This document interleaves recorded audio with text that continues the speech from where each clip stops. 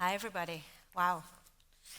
Very excited to be here. Thank you for joining us. I'm Ruthie, the Chief Product Strategist at Quantum Neuroscience. We are a venture creation and a fund focused at neurotech solutions, and we're part of a larger Quantum group where our mission is to create and fund human-centered innovation at the convergence of science, technology, data, and art.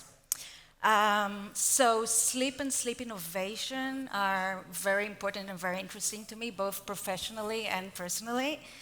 And while the importance of good sleep cannot be overstated, today's conversation will present a little different perspective on sleep.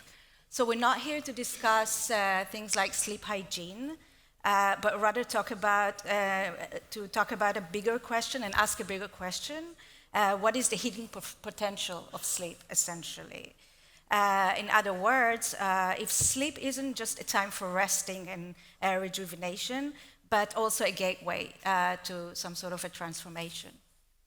And so that's the frontier that we'll be exploring today with 4 exceptional thought leaders who have joined me, who are really pushing the boundaries of what sleep can enable and redefining what's possible from an academic and research and real-world applications. So I'll now invite each of you to introduce yourselves. Could you, in 1 minute or less, please, state your name, your affiliation, and the lens through which you're exploring the future of sleep? Starting with Caroline. Thank you very much. Hello, everyone. It's really great to see so many people being interested in that topic. I'm Caroline Lussenberger. I'm from ETH Zurich. There I'm lecturer and head of the sleep lab. And I've been in sleep research for over 16 years now. But from the very beginning, I was very fascinated of what happens in the brain when we sleep. You know, something that is so still from the outside, but on the inside, it's one of the most dynamic and complex states the brain can enter, and this brain activity is very important for our brain and body restoration.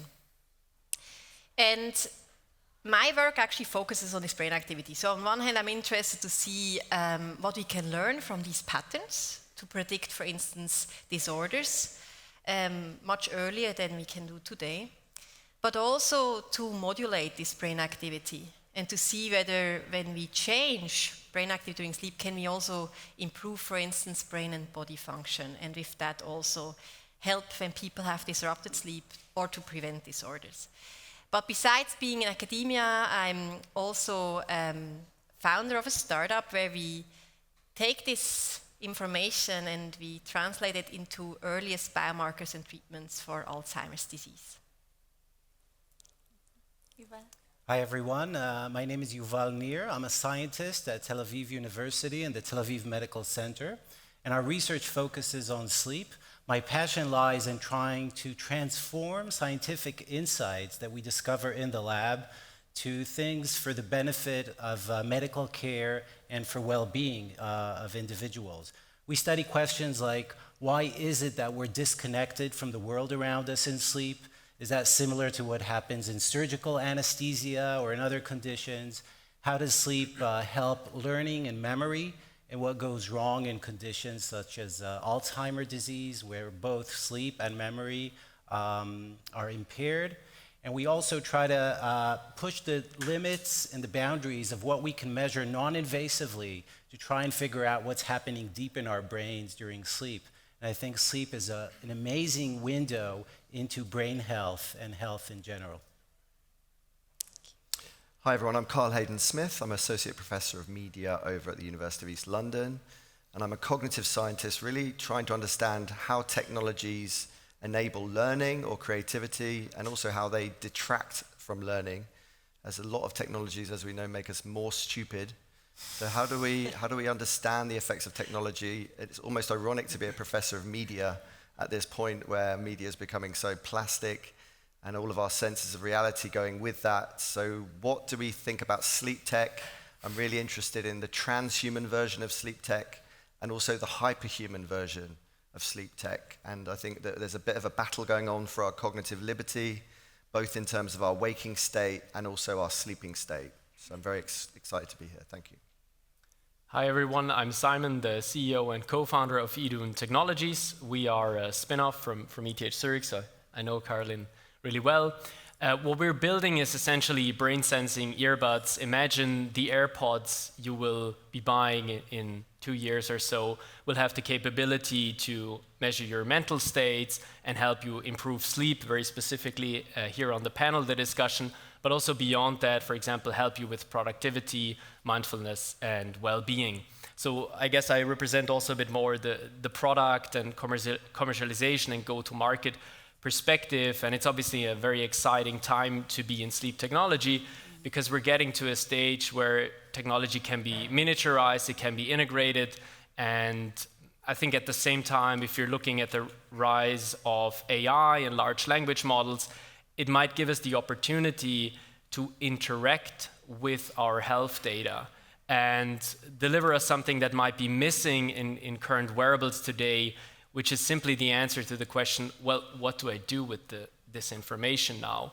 And I think that could become a really interesting closed-loop application where we can quantify a physical or a mental state, have an intervention that might be an audio intervention, simply listening to your favorite tune or doing a meditation session, and you can also measure the effect it has on your brain and then go from there and improve the application. So I think we're at the very beginning of a very exciting future, but also resonating what you mentioned. I think we need to be careful. There's always the dual use aspect of technology. We have a lot of responsibility here on the panel, but also here in the audience to build a future that is actually better for us as well. And I'm very passionate about talking these topics here. So thanks for having me. Yeah, and Simon is actually wearing his technology right now. Exactly, yes. Showing an example. Oh, thank you. I have a question mostly for Caroline and Yuval, but you guys can chime in. Could you briefly choose just one scientific discovery that we have today with this, as we said, on the verge of a sleep revolution or in the midst of a sleep revolution, that we have today that just wasn't possible up until recently, and that you feel strongly about? Caroline, would you like to start? Thanks. Well, there are many actually I could talk about, but I just select one we recently discovered in our group. And it comes back to brain activity again. So for almost a century now, the main way to look at the sleeping brain in humans was to use electroencephalography, short EEG, when you have sensor the head, or also now in the ear, to measure brain activity. And it's a very important tool. It taught us a lot, and it still will be very important in the future. But one limitation we have with this technology is that it mainly measures what happens on the surface of the brain. But so many more things are also happening very deep inside of the brain, and this is very difficult to capture in humans, right? When we don't want to be invasive or use tools that are dangerous for people. But now we recently discovered that there is another readout where you can also read about the deeper regions of the brain. One of them that we are very interested in the lab is the locus ceruleus. It's in the brainstem. It's a very small region there, and it's important to control our arousal, so how aroused we are. And for a very long time, we all thought, okay, during wake, there's a lot of arousal going on, but during sleep, it's completely low. But we never really directly measured that in humans. And now there's a window how we can look at it. It's actually the pupil. So when you have the pupil under constant light conditions, the fluctuations you see, they actually tell us something about the activity of this region and of the arousal system. Now, challenge, of course, is how to do that during sleep, right? You have the eyes closed, typically, when you are sleeping. And we kind of try to still do it in sleeping humans, and we used the method where we started to tape the eyes open and had kind of a transparent lid over it. And I'm not sure, maybe Yuval will talk about a more elegant method to do that, potentially simpler, but it's a very important new method where we now were able to look over hours what happens in the arousal system. And we found this, it's also fluctuating during sleep. So even during sleep, we see changes there. So something that orchestrates actually the brain functions we have on the surface is active and modulated during sleep. And this is a completely new window, actually showing us maybe more about potential disorder that involve arousal dysregulation, such as insomnia, where people that have problems falling and staying asleep are often related to hyperarousal. So we can see whether this is reflected and whether certain treatments actually really modulate this activity or predict disorders such as Alzheimer's, where the first region, the ground zero of the disease, is actually happening in the locus coeruleus as well. So actually, I'm going to change spontaneously. I was going to talk about how we can stimulate the brain during sleep to improve memory. But actually, I'm going to change spontaneously, which is probably a very bad idea to do on stage, and share with you that following Carolyn's group discovery, we are now also very interested in tracking the pupil size. And we have developed a device that can track it from a distance using infrared imaging combined with AI-based video analysis. So imagine you have a special infrared camera that through closed eyelids can track where your eyes are pointing and also the momentary change in your pupil size that indicates arousal. And we think it can transform how we monitor sleep and can, in a sense, has the potential to take the entire sleep lab into one camera that can be placed at a distance. Imagine that we could potentially detect many abnormal adverse health situations in sleep, like a heart attack or a seizure, a nightmare or a moment of pain. All these moments are associated with momentary arousal, and also the sleep states, what we call sleep stages, that we monitor at a sleep lab or with all these wearables such as watches and rings. Imagine that now we would be able to track the sleep states because the pupil has very different sizes when we're awake or what's called in non-REM sleep or in REM sleep. So that can take the entire sleep lab into one infrared device, and we're working on that and hoping to see how far we can go with this, not only in sleep, but also in surgical anesthesia, to monitor the depth of anesthesia, and in other domains. So that's something we're super excited about. Yeah, do you want to take another minute and talk about the technology that you teased? Sure. If I have another minute, sure. Yeah, go ahead. So another discovery that we and others have developed over the last few years is the ability to stimulate the brain during very specific moments in sleep. And if you do that at moments where the memory systems of your brain, including a region that's called the hippocampus, when that region is active, if you stimulate other regions of the brain at that time, you can increase their dialogue, and actually people can wake up from that sleep with better memory. We have shown this in a very unique situation where electrodes were implanted deep in the brain of some patients for clinical reasons. And now we're trying to see, can we also detect those special moments where you can intervene and stimulate the brain non-invasively with EEG. And the vision is that if you track these brain waves online during sleep, you can perform what's called a closed-loop stimulation, where you can stimulate with sound, with electricity, and with magnetic stimulation. And if you do that at precise times, then you can actually boost memory for healthy individuals, and possibly in the future as like a memory aid or a memory prosthetic in dementia and Alzheimer's disease. Yeah. Well, maybe just to clarify what we mean when we say invasively and non-invasively. So neurotech is not a new field, and there is a lot of research and backed up proof about interventions in the brain. But a lot of the technology that is being used traditionally in the neurotech field is invasive. So essentially, we have to open up the skull and just plant something in the brain. And there's more and more research now, also with the upcoming of AI, and it's very encouraging and showing at how interventions can be done without this kind of operation. And obviously, that would be like a game changer. And speaking about that and about taking the research also like one step forward out of the lab and like we said from lab to life. Simon, can you just choose one area that you're especially excited about of like applicative technology based on cutting edge research that you believe in? Yeah, so I think a very important concept that we know from science and we want to translate to consumer benefits is you can't improve something that you can't measure. And so the very first building block that I think we see a lot of progress happening is purely the measurement in itself. We have, I'm sure many of you people have an Apple Watch or a similar device. That is one element to measure sleep. There are known issues around wrist-worn devices because of the accuracy.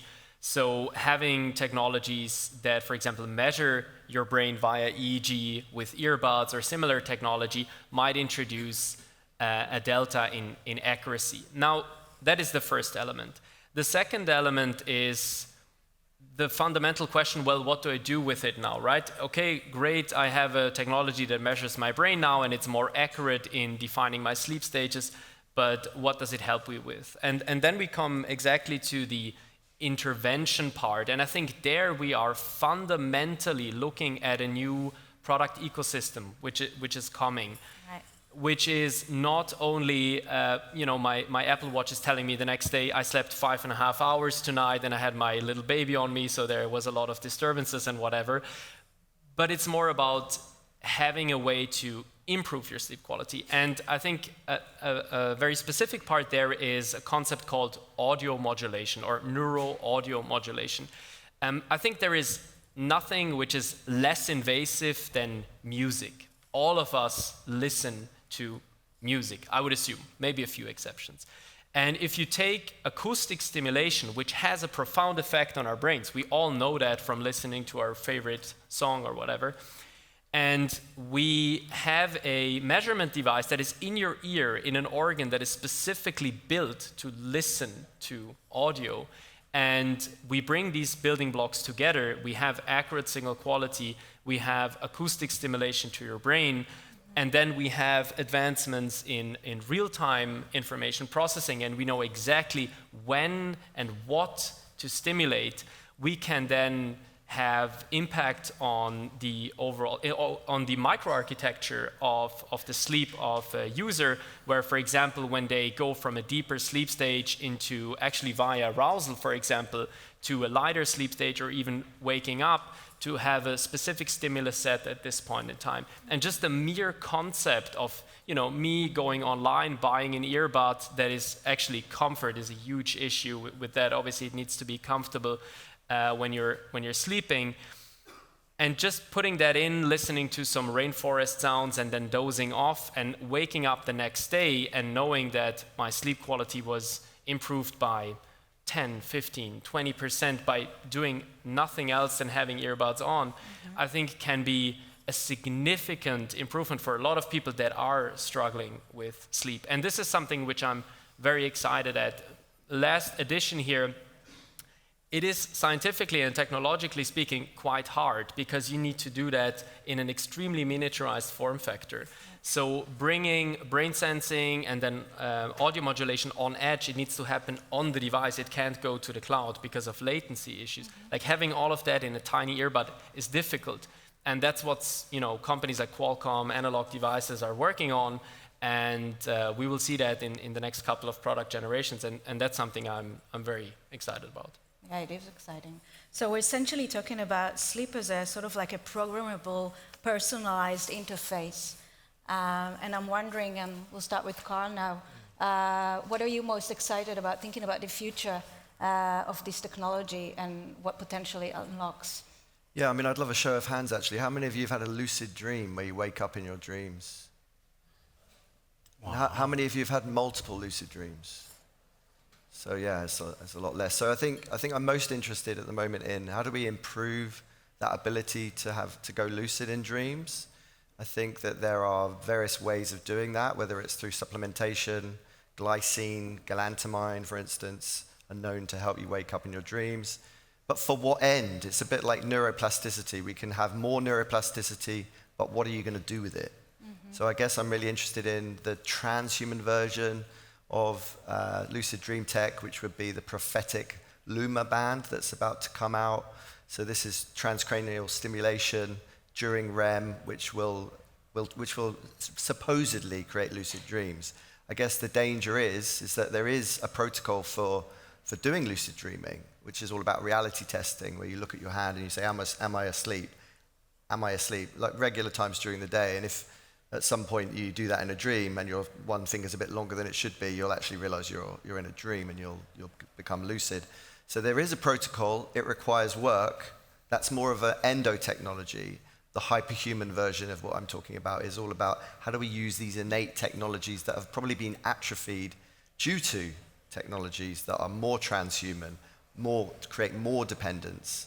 So my concern around this technology is if it does work, and there's a whole history of these attempts to use transcranial to create lucid dreams, what are the likely outcomes? I mean, the dream recording, the Japanese are obsessed with dream recording. I still think it's potentially decades away. But imagine the combination of having lucid dreams and being able to record those dreams. Then the new films will be who's having the craziest dreams, right? You won't be needing film directors anymore. It would just be your dreams.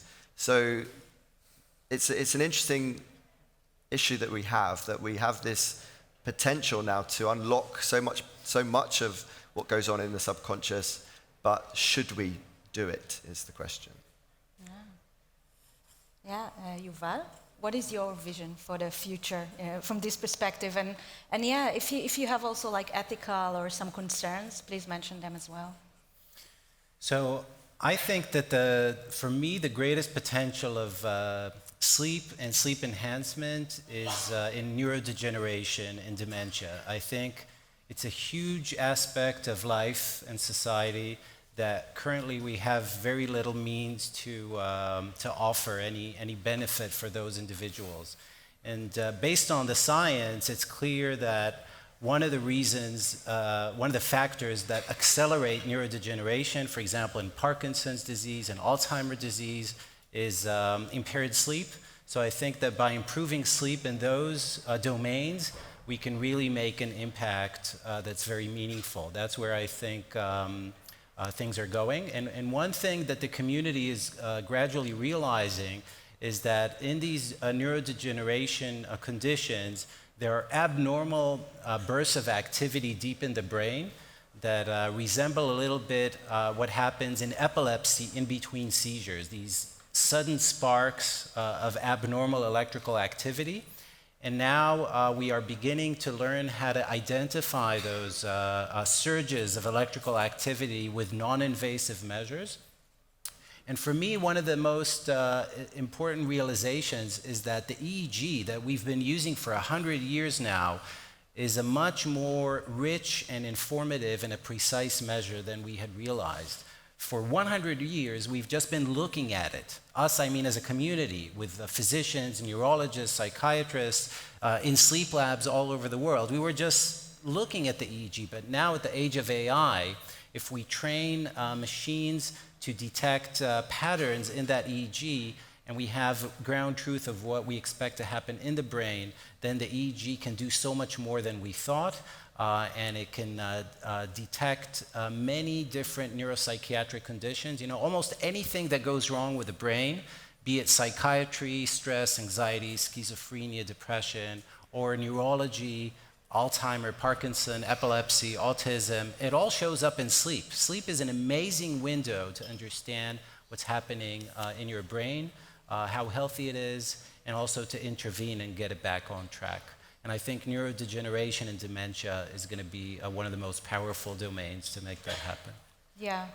And just to clarify, because AI has been such a cliche, so from this perspective, and Yuval, feel free to correct me or to make it more exact, but the reason we're talking about AI from the point of view of EEG is essentially it allows us to clean all the the noise that we're getting from the electrical fields, the electrical readings, And it really allows us to focus and to read data that before was, again, only possible to get from invasive reading. Is that satisfactory? Yeah. Okay. I agree. Caroline, please, some questions. So actually, what you all said, I think also that my research field, I agree on all of that. But when we think about sleep technology and improving technology, I think we need to separate it in two directions. So one is trying to promote healthy sleep in a way that we make sure everyone has the ability to have a good night of sleep, what is naturally possible, basically that their biology allows. And the other direction where also a lot of people are facing is how to create kind of a super version of sleep where we go beyond what is naturally actually intended and maybe see whether we can, make it suddenly shorter and still same way of productive. Now, I think for the first one, I think we really carry a responsibility that we try to achieve that. I'm not sure how it is in your country, but in Switzerland, 30% of people report that they have moderate to severe sleep problems regularly, 30%, right? I think it's a huge number. Yeah. And I think we need to focus on technology that allows that we don't have these numbers or methods. And I also don't think it's necessarily only individual technology that everyone can take home and use it personally, but I think it is technology that is also on a structural level. So when you think about the sleep culprits that we face in the future, like climate warming, noise pollution, air pollution, we need to think about technology that basically keeps out the culprits. One idea is to think about infrastructure, how we build future housings that we allow people to have, like the bedroom is a safe space that is quiet and dark and cool enough to sleep well. We also need to think about another sleep culprit, which is stress, where there is more and more demand on us and at the same time a lot of uncertainty in the world, and focus on that. And you think about the technologies that are going into the super, version of sleep, I think we are far away on the scientific side, and I don't even know where we will get there because sleep is very complex, and I think if you start to tweak with one part of the system that is in a healthy equilibrium that is actually working, you might just end up disrupting another one. So the question will always be, will we get there? But even if we get there, I think there are ethical concerns coming with that. And I mean, who will have access to these things? Just very few people, right? And it is like kind of a sleep doping when you think about this. So it will mean that some people will suddenly have more productivity in less time of sleep. Others will have a huge disadvantage, and society will probably value suddenly again more that people don't sleep and work more. And I think that's something we should really take into consideration when you think about these things. Yeah. So this is like something that we're discussing anyway in the context of this age of data. But when we're thinking about specifically brain data and sleep data, which is brain data also, I think it's the challenge and the ethical questions are even much larger. So yeah, it's definitely something that whenever we're thinking about building any neurotech solution, whether it's sleep or anything else, we always put that way up there in our, and I'm sure you do as well, Simon? Yep. Yeah. Okay.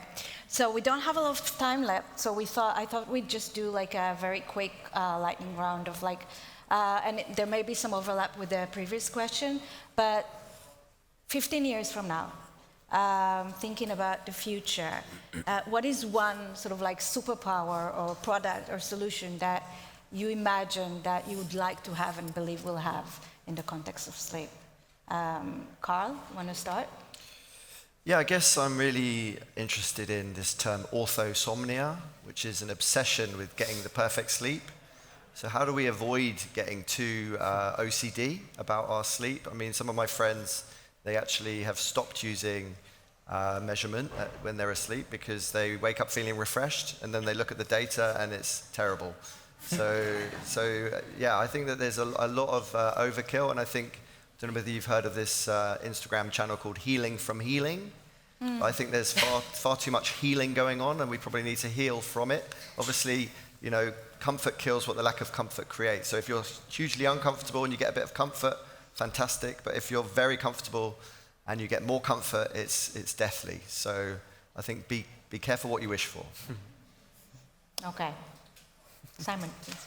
Yeah, I think the power of technologies that are being worked on at the moment is the concept of personalization. If you think about it, every single product that all of us use every day are developed on a generic user persona. And that might be a better or a worse average than the actual user group that is using the product. So I think if you integrate a certain form of sensing and the users are using this product, then you can create a personalized pattern. And no matter if it's content or if it's intervention or if it's therapy, imagine you can go away from standardized, generalized protocols, and you can directly start at the source of what helps a certain person. And we talked about sleep being complex, and sleep is also highly personal, right? What might occur for one person might be not a good sign, and for another person it's well within their range. So I think the personalization is a really interesting aspect for general technology, not only for sleep, but I think specifically in sleep, because there is such a high attention on sleeping well and performing at our best, etc. I think it makes a lot of sense there. So personalization is where I would put my money. I agree. Caroline? So I come back actually to one of the biggest sleep culprits we face. How many of you have racing thoughts sometimes and cannot fall asleep or stay asleep for that reason? I think almost the whole room, right? And I think one of the biggest problems people don't find sleep or cannot stay asleep is actually stress, pressure, anxiety. Not just that you cannot fall asleep, but even the anticipation of stress the next day makes you actually sleep less well. And my hope is, probably I'm not the one building that, but my hope is that we find a way that helps us to completely disengage before we go to bed. I think to really be able to completely calm down our arousal system, and with that really have a peaceful falling asleep and staying asleep. And I also think it is absolutely important because it's a vicious cycle. When we are not sleeping well, and challenges are much bigger for us the next day. So I think, and then this cycle continues. So I really hope we can really use the 8 hours, how many hours we need, productively, and then face all the challenges we have and be resilient in this difficult world with that. Yeah, and of course, we're talking about sort of eliminating rumination, but doing it without drugs. So just in order. Exactly. So yes. Yeah. Yuval? For me, I think in 15 years, I'd like to see the sleep lab of the future is at each person's home. It happens every night. And beyond what we have now with the wearables, with the watches, with the rings, we get closer to monitoring brain activity. And I anticipate that by monitoring sleep, we can sense very early and very accurately how our health is doing. And this can sort of raise an alarm flag for us. Something's off with my health. It's deviating from what is normally happening for me, from my own baseline. And maybe this is a good time to do a more comprehensive checkup based on what we can monitor during sleep. And that this privilege of monitoring sleep very precisely will not only be something that happens once or twice a year, once a decade in a lab, it will happen every night at home, and it will be a very sensitive window into our brain health and into our health, and allow for early detection of various diseases and allow for early interventions. Yeah. So we're talking about essentially a personalized detection system that is there every day and can detect diseases way, way, way before we're able to do it nowadays, right? Right. We know for some conditions like Parkinson's, we can detect that it's about to arrive years, even 10 or 15 years before we have any symptoms. So this could be very precious and valuable information. Yeah, I think that's a great vision to sign off with. Thank you very much, everyone, for coming. I hope you enjoyed. Thank you.